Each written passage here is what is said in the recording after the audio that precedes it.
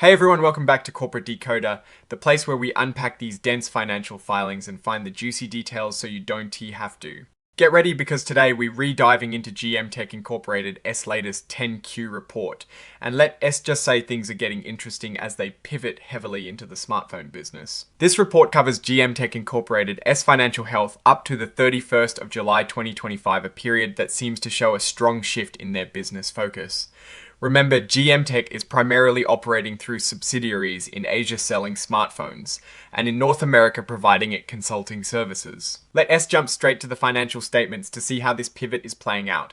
Looking at the balance sheet for the 31st of July 2025 compared to the 31st of October 2024, we see a massive increase in total assets from about $116,000 to over $1.4 million. A huge chunk of this growth comes from inventories which went from zero to over $828,000. This clearly signals their commitment to the smartphone sales business. Also note their cash and cash equivalents more than doubled from around $107,000 to over $242,000, which is a good sign for immediate operational needs. Their current assets have ballooned from just over $116,000 to over $1.3 million. This dramatic increase is primarily driven by their new ventures such as merchant receivable and inventories reflecting their new business model. Now let's look at how they're re-performing. For the 9 months ended the 31st of July 2025, revenue is reported at a staggering $3.4 million, a massive jump from just $46,000 in the same period last year. This growth is almost entirely due to their smartphone sales, which started picking up steam. In the 3 months ending the 31st of July 2025, revenue reached over $116,000, a huge leap from the $12,000 generated in the same period last year. This shows a steady increase in their smartphone sales operations. Interestingly, despite this massive revenue increase, the company reported a net loss of over $173,000 for the 3 months ending the 31st of July 2025, compared to a smaller loss of about $6,000 in the prior year period. However, for the 9-month period, they actually reported a net income of over $436,000. This is a big contrast and suggests that the massive increase in advertising and marketing expenses, particularly commissions around $1.8 million for the 9 months in 2025, might be behind the quarterly loss. It seems like they are aggressively pushing their new product lines. Looking at the equity statement, we can see the journey of their capital. For the 9 months ending the 31st of July 2025, they had an increase in retained earnings of over $944,000, which is great, but then saw a net loss of over $973,000 and a foreign exchange loss, leading to a significant drop in total stockholders' equity for that quarter. As of the 31st of January 2025, total stockholders' equity was negative over $224,000. This is a stark contrast to the positive over $533,000 by the 31st of July 2025.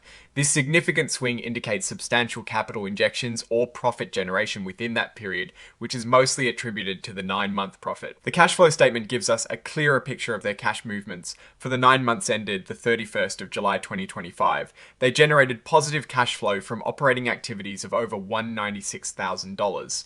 This is a huge turnaround from a negative cash flow of over $52,000 in the same period last year. This positive operating cash flow is largely due to the massive increase in deferred revenue and other operating liabilities, which are essentially customer prepayments and other short-term obligations. Financing activities show they raised about $70,000 during the 9 months of 2025 through various notes and related party transactions.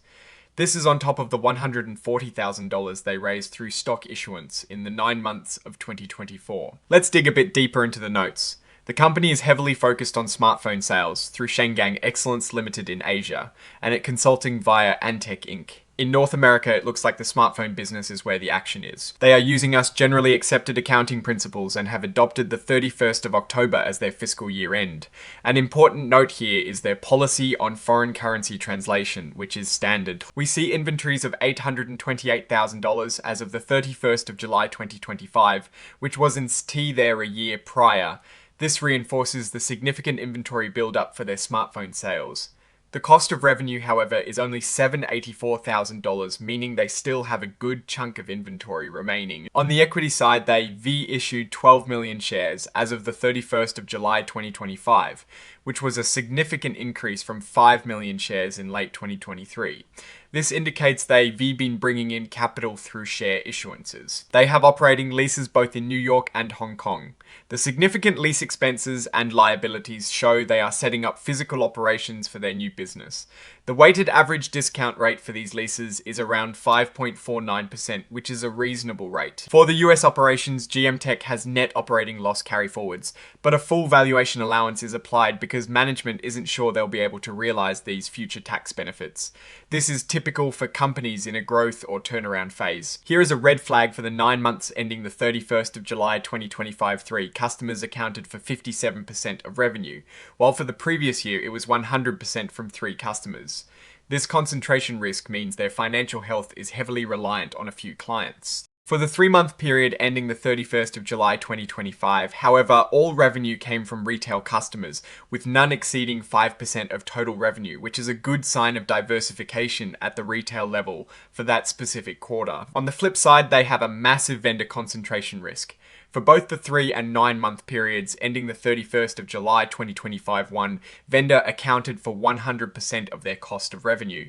This is a huge dependency and could be a major problem if that vendor faces issues. Management's discussion highlights that they expect to require additional capital to meet long-term operating requirements and plan to raise this through equity or debt.